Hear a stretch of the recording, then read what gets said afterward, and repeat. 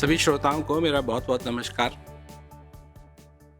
मैं आज जो आपसे कहना चाहता हूँ आज के दिन, वैसे मैं लोगों के प्रश्न पढ़ रहा था, प्रश्न मेरे पास हैं जो आप लोगों ने भेजे हैं, परंतु मैं अगले शनिचर एतवार को उनका जवाब दूंगा। तब तक ये प्रोग्राम ऐसे ही चलता रहेगा।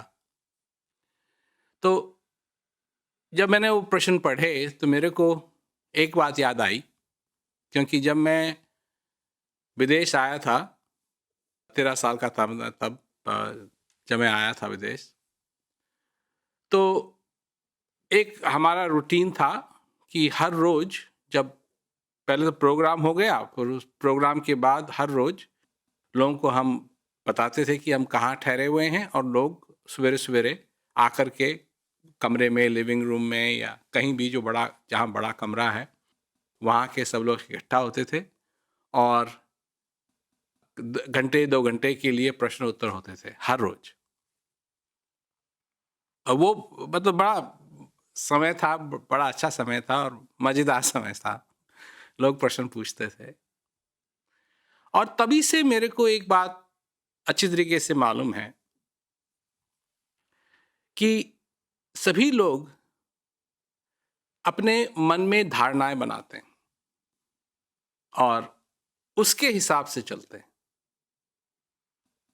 तो मतलब एक छोटी सी कहानी यह है कि एक आदमी कहीं जा रहा था और चलते चलते उसने देखा कि एक कांच का टुकड़ा रोड पे पड़ा हुआ है। तो वो आदमी अच्छा आदमी था, दयालु था। उसने सोचा कि ये कांच का जो टुकड़ा है, इस पे अगर किसी का पैर लगेगा तो उसको हानि पहुंचेगी, तो उसने उस कांच के टुकड़े को उठा के फेंक दिया, अलग फेंक दिया, दूर फेंक दिया। तो और वो चलता रहा। थोड़ी देर के बाद एक ऐसा आदमी आया जो हीरे का बिजनेस करता था। उसका व्यापार हीरे बेचने और खरीदने का था। तो चलते चलते उसकी आंख, जो वो पहले हीरा फेंका हुआ था, उस तरफ गई।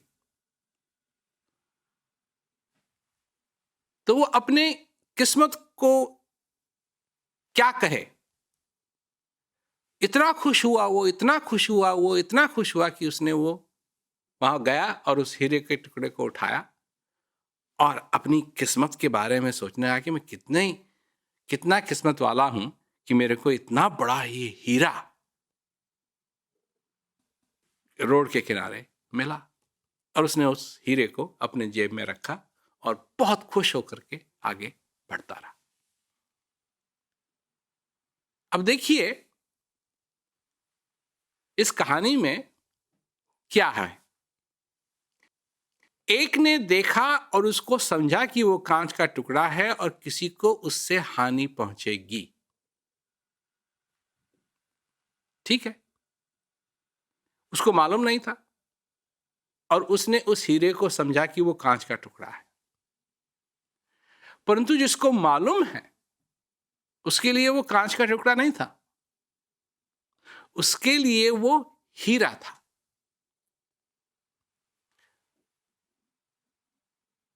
बात यह है कि अगर एक दृष्टिकोण से देखें तो ये बात है कि वो जो टुकड़ा कांच का टुकड़ा था, एक के लिए और एक के लिए हीरा था,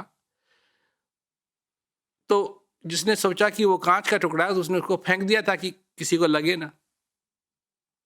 और जिसने उसको हीरा समझा उसने भी वही किया, उसको वहां रखा नहीं, उसको अपनी जेब में डाल लिया।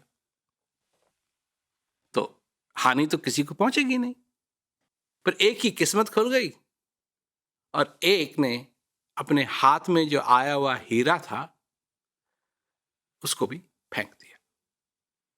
अब ये बात जरूर है कि फेंका अच्छे कारण से, पर फेंक दिया क्योंकि उसको परख नहीं थी कि वो क्या फेंक रहा है।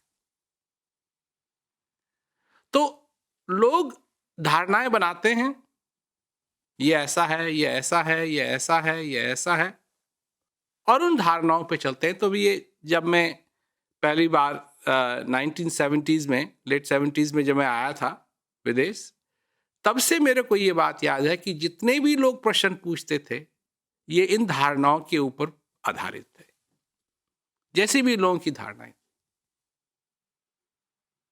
और इन धारणाओं के कारण हम असली चीज क्या है उसको समझ नहीं पाते, क्योंकि इन चीजों की परख होना कि क्या क्या है, क्रोध क्या है, कामना क्या है, और स्पष्टता क्या है, दयालुता क्या है,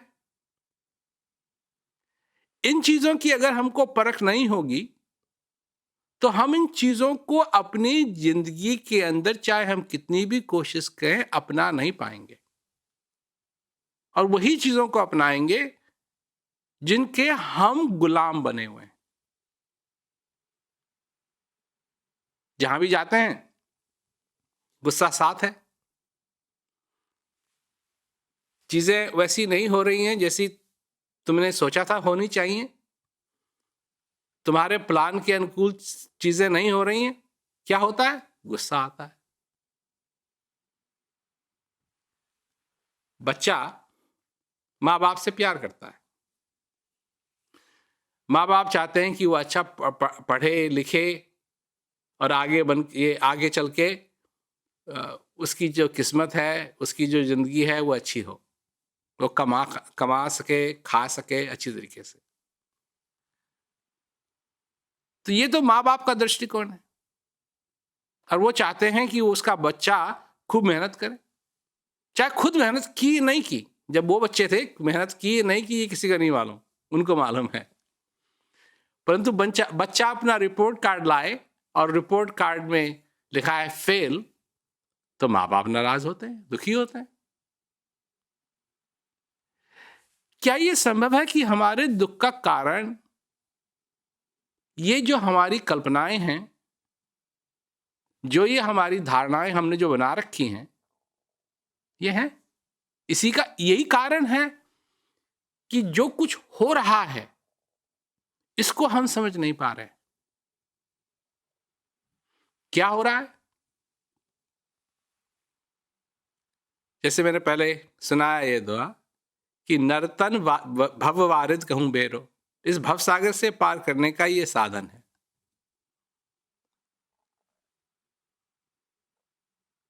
ये नहीं कहा है कि ये करने का, वो करने का, यहां जाने का, वहां जाने का ये साधन है, नहीं।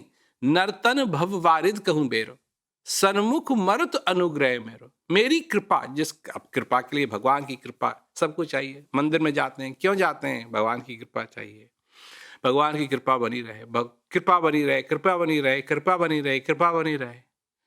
और कृपा है, और जो है कृपा, जिसको भगवान कह रहे हैं कि ये मेरी कृपा है, उसको कोई समझने के तैयार नहीं। उल्टी बात हो गई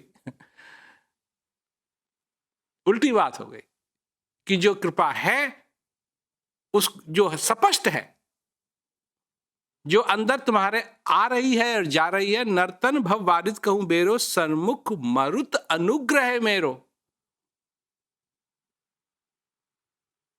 और इसको समझने के लिए कोई तैयार नहीं, इसको अपनाने के लिए कोई तैयार नहीं। बड़े बड़े प्रश्न पूछते हैं। और ये मेरे को दोहा इसलिए पसंद है क्योंकि इसमें बड़े साधारण रूप से ये बात स्पष्ट कर दी गई है कि मेरी कृपा क्या है, और ये तुम्हारा जीवन जो है वो किस लिए है। इस भवसागर से पार होने के लिए, इन दुखों से पार होने के लिए। और हम करते क्या हैं? हम ऐसी ऐसी चीजें करते हैं जिससे कि हम इन दुखों में फंसे रहते हैं। जो भी हम कर रहे हैं इस संसार के अंदर, अगर वो जो कृपा हम पे बनी हुई है उसको स्वीकार करने की बात है तो बात अलग है, उसको समझने की बात है वो बात अलग है। और इस शरीर को जो कहा है कि बड़े भाग्य मानुष तन पावा, सुर दुर्लभ सदग्रंथ न पावा। क्यों है ये दुर्लभ? वो इसलिए कि साधन धाम मोक्ष का द्वारा, ये मोक्ष का दरवाजा है। मोक्ष किस चीज से? कोई समझता है जन्म मरण से। मैं कहता हूं सुख और दुख जो इस दुनिया के हैं, इन दुखों से अगर हमको मोक्ष मिल जाए तो कितना सुंदर ये जीवन हो जाए। तो यही बात समझने की है कि अगर हम उन जो जो जो कल्पित धारणाएं हैं, इनको हटा करके सच्चाई जो है सामने, इसको अगर स्वीकार करें तो इसमें जो आनंद मिलेगा वो अलग है, वो अलग है। और इस समय में जो ये कोरोना वायरस की कोविड-19 की महामारी है, बीमारी है, इस समय में, इन परिस्थितियों में ये और भी गंभीर बात है कि हम उस चीज को समझें कि सन्मुख मरुत अनुग्रह मेरो, इस श्वास का आना जाना ही मेरी कृपा है। और इस चीज को समझने के लिए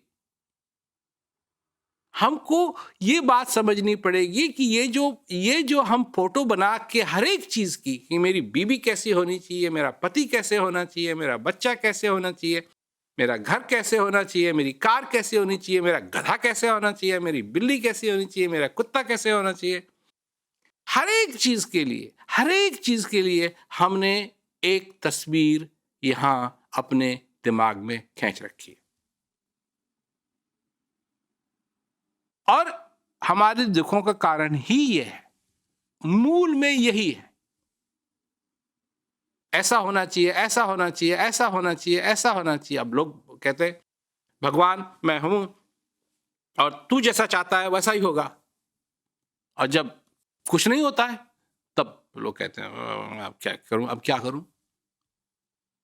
ये भगवान के ऊपर ब्लेम लगाने की, दोष लगाने की बात नहीं है। जो प्रतंत दुख पावहि सिर धुन धुन पछताए, काल ही कर्म ही ईश्वरा मिथ्या दोष लगाए। दोष लगाते हैं हर एक अपने, जब ये नहीं काम कर रही है वो फोटो जो बनाई हुई है, तो वो फोटो क्यों नहीं सत्य हो रही है, उसका दोष सबको देते हैं। काल ही कर्म ही ईश्वरा मिथ्या दोष लगाए। तो उसको हटा करके अगर हम अपने जीवन में सत्य क्या है उसको देखें, जो आज का सत्य है उसको देखें, जो सत्य हमारे सामने आ रहा है जा रहा है उसको देखें, इस श्वास को देखें कि ये इस भवसागर, इन दुखों से पार होने का ये साधन है। और दुख कहां है? दुख भी मेरे अंदर है। और सुख कहां है? सुख भी मेरे अंदर है। और बाहर परिस्थिति बदले या न बदले, मैं तो बदल सकता हूं। बाहर परिस्थिति बदले या न बदले, मैं तो बदल सकता हूं। और इन परिस्थितियों में, इस कोरोना वायरस की परिस्थितियों में, अगर आप ये बात समझने लगे कि आपकी खुशी इन परिस्थितियों के कारण खराब नहीं होनी चाहिए, आपकी जो परिस्थिति है वो सुख में, आनंद में, इन परिस्थितियों में भी होते हुए आप उस चीज का अनुभव कर सकते हैं, वो आपके अंदर है। तो अगर ये हो गया तो वाह वाह है। फिर दुख से डरने की बात नहीं है, किसी भी चीज से डरने की बात नहीं है। हाँ, सावधान रहने की बात अलग है, सावधान तो रहना चाहिए। देखिए, हिंदुस्तान में जो कुछ भी हो रहा है अभी, अगर आंकड़ों को देखें तो बहुत अच्छा हो रहा है। बहुत अच्छा तो तब होता, सबसे बढ़िया तो तब होता कि कुछ भी नहीं हो रहा होता, कोई भी नहीं मरता। परंतु हिंदुस्तान की जो जनसंख्या है वो सारे संसार में नंबर 2 है, नंबर 2 है। पहली थी चीन की, फिर है हिंदुस्तान की। और क्या कहते हैं, अमेरिका की जनसंख्या इतनी बड़ी नहीं है जितनी हिंदुस्तान की है, परंतु अमेरिका में बहुत सारे लोग केसेस इस कोरोना वायरस के हो रखे हैं और कितने ही गुना ज्यादा लोग मर रहे हैं अमेरिका में। ये बात धन की नहीं है, ये बात टेक्नोलॉजी की नहीं है, ये बात इन चीजों की नहीं है, ये बात है कि जो कुछ भी हो रहा है लोग उसको किस प्रकार ले रहे हैं। क्या सचमुच में लॉकडाउन में हो रहे हैं या नहीं? लॉकडाउन में होंगे, लोगों की मदद हो और लोग समझें इस बात को कि ये जो कुछ भी किया जा रहा है ये किसी के मन मर्जी की बात नहीं है, इससे लोगों का ही लाभ होगा और लोगों का लाभ होना चाहिए। तो लोग समझें और हर एक चीज मतलब और बढ़िया हो सकती है, और बढ़िया हो सकती है, और बढ़िया हो सकती है, परंतु ये तो समय ही ऐसा है। और सबसे बढ़िया बात होगी कि आप अपने जीवन के अंदर आनंद से, सुख से, चैन से रह करके ये समय बिताएं और इसका भी पूरा लाभ आप अपने जीवन में उठाएं। सभी लोगों को मेरा बहुत बहुत नमस्कार।